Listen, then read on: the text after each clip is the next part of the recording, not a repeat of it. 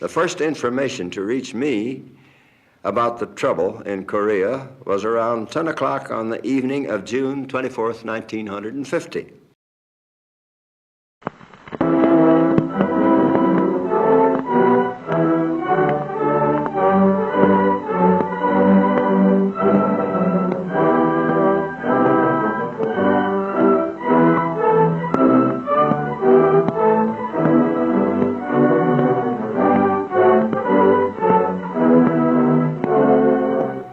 It is the end of World War II, 1945. The USA had just won the war and are celebrating their victory in Europe. The Soviet Union had become one of the biggest military forces, which took up the majority of Eastern Europe and had gained a lot of land from Japan and Finland. Japan's 35-year-long rule over the Korean peninsula had come to a close. General Douglas MacArthur issued a surrender that forced Japanese rule out of Korea. Soviet Russia went and took the north of Korea, while the U.S. occupied the south of Korea. The regions were divided along the 38th parallel, a horizontal border that corresponds to the Earth's 38th degree latitude circle.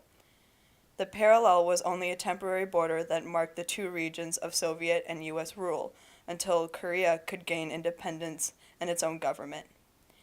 It was originally planned that both the North and South would become independent as a whole country and have its own government. However, the Soviets refused to give up the reign in the North, so the South held its own election. Syngman Rhee was then elected president in the Democratic South, while in the North, Kim Il-sung was appointed leader. It is now 1950. The North launched an attack on the South to try and take the whole of Korea. The North's militia is much stronger than the South's. They had conquered most of the peninsula and pushed the South's troops to Busan. The UN sent an army of 16 countries to aid the South under the command of General Douglas MacArthur. Combat was not easy. Korea is a country with brittle winters and scorching summers, making conditions harsh to fight in. Malnutrition and disease were very common worries among the troops.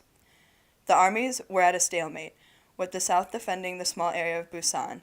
They stationed troops all around the perimeter, causing the land to be neither gained nor lost. U.S. naval reinforcements came into aid, and Seoul was regained along with the rest of South Korea. It was with the deepest personal regret that I found myself compelled to take this action. General MacArthur is one of our greatest military commanders.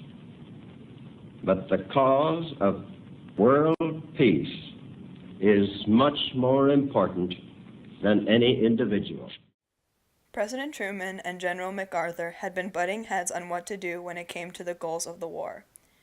Truman looked at the war as an opportunity to stop the spread of communism, an economic and political system where the government owns and runs everything, and is led by a single party with a dictator. While MacArthur wanted to completely wipe out the Soviets' rule using brute force with no ceasefire in mind. Completely ignoring the commander-in-chief's wishes to stay out of North Korea, MacArthur crossed the 38th parallel into the north and took Pyongyang, North Korea's capital. Truman had feared a Chinese response if MacArthur entered the north. Truman's fear became a reality. Communist China sent secret troops in to help the north, and MacArthur suffered great losses and was driven out of Pyongyang, back to the 38th parallel. This was not the first time MacArthur had ignored Truman, and in 1951, MacArthur was relieved from duty by Truman himself, not only for disobeying him, but also for secretly pushing his ideas about the war on Congress. Once again, the North and South are at a stalemate, and now it's at the 38th parallel. Government officials started to work towards an end to the war, but it was looking like war would only continue. Dwight D. Eisenhower took over at the White House in 1953 and was set on ending the war. But Stalin, the dictator of the Union Soviet Socialist Republics, aka the USSR, wanted to keep the war going, but passed away that same year.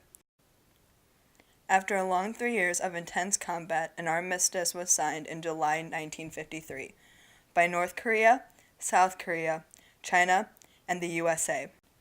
A devastating 12,626,631 soldiers from all militias died or went missing, and 1,600,000 civilians from the north and south were killed. Though a ceasefire was signed and combat had ended, a treaty has not officially been signed, and to this day the two Koreas are still technically at war. The 38th parallel is now a border between North and South Korea. It runs 160 miles west to east and is 2 miles wide. It is currently a vacant demilitarized zone, meaning neither the North or the South civilizations occupy it. This allows only armed troops and authorized personnel to guard the borders 24 hours a day. Two new but very different Koreas now stand. It has been a little more than 65 years since the armistice was signed, and the neighboring countries couldn't be any more different.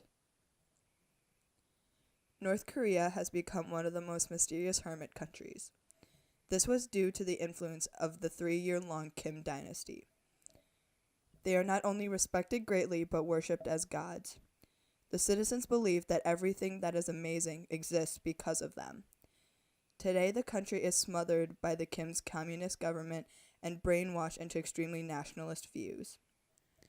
North Korea's current dear leader, Kim Jong-un, the grandson of Kim Il-sung, who stood ground during the Korean War, indulges in a lot of foreign, specifically American, activities, such as watching NBA basketball and American films.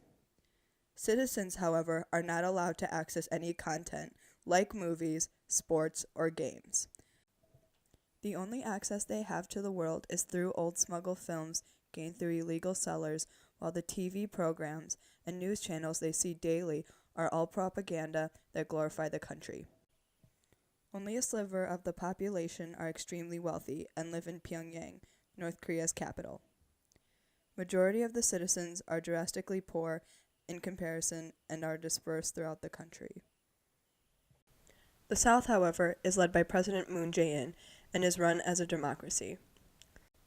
Citizens live in lively homes and apartments, with freedom to a wide variety of activities and entertainment at their disposal.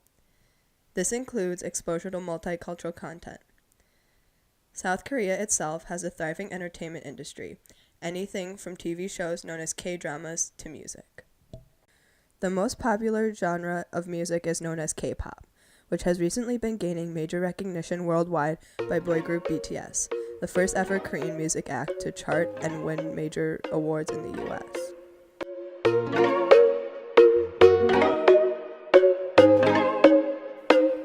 There are many other groups gaining global attention, such as NCT, EXO, Monsta X, and Blackpink, a girl group that will be performing at Coachella in 2019.